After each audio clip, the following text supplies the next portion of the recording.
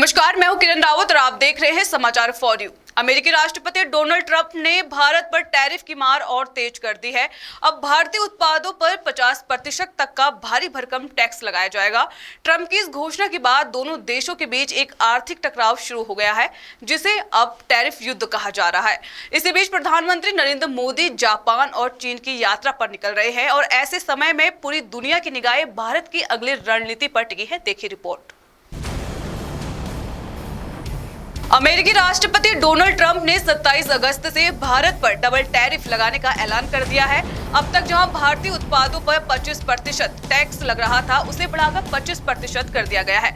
Trump ने अपने social media platform truth social पर तेल के बैरल के साथ अपनी तस्वीर पोस्ट की, जिस पर लिखा था अमेरिका फर्स्ट और अमेरिका इज बैक। ट्रंप का यह इशारा सीधा भारत की ओर था, क्योंकि भारत रूस से तेल की खरीदारी कर रहा है और अमेरिका इससे नाराज है। ट्रंप के इस कदम से 48.2 अरब डॉलर के भारतीय निर्यात पर असर पड़ सकता है।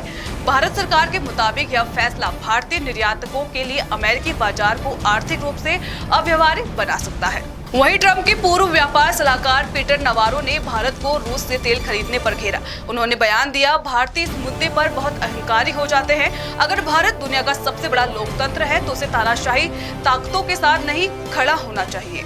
अमेरिकी टैरिफ के खिलाफ भारत ने भी रणनीतिक तैयारी शुरू कर दी है। सरकार अब अमेरिकी निर्भरता कम करने की दिशा में आगे बढ़ रही है। जापान, चीन और रूस के साथ बातचीत तेज हो गई है और यूरोपीय देशों से भी संपर्क में है। रूस ने साफ कहा है कि मेक इन इंडिया उत्पादों के लिए रूस के दरवाजे हमेशा खुले हैं। यही नहीं, प्रधानमंत्री मोदी आज शाम जापान की आधिकारिक यात्रा पर रवाना हो रहे हैं, जहां वे जापानी प्रधानमंत्री शिगेरू से 15वीं भारत जापान वार्षिक शिखर बैठक में हिस्सा लेंगे। ये मोदी की 7 सालों में पहली जापान की स्टैंड अलोन यात्रा होगी। जापान के बाद प्रधानमंत्री मोदी शंघाई सहयोग संगठन के शिखर सम्मेलन में भी हिस्सा लेंगे, जो चीन के तियानजिन शहर में 31 अगस्त से 1 सितंबर तक होगा। चीन के राष्ट्रपति शी जिनपिंग ने खुद प्रधानमंत्री मोदी को एससीओ समिट में आमंत्रित किया है। भारत अब रूस और जापान जैसे पुराने भरोसेमंद साझेदारों के साथ अपने कारोबारी रिश्तों को और मजबूत कर रहा है।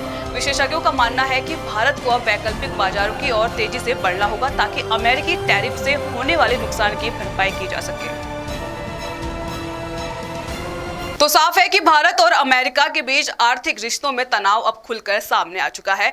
एक और अमेरिका फर्स्ट की नीति पर चल रहा है, वहीं भारत अब मार्केट डाइवर्सिफिकेशन की राह पर। आने वाले हफ्ते इस टैरिफ युद्ध को किस दिशा में ले जाएगा, ये प्रधानमंत्री मोदी की जापान और चीन यात्राओं पर काफी हद तक निर्भर करेगा।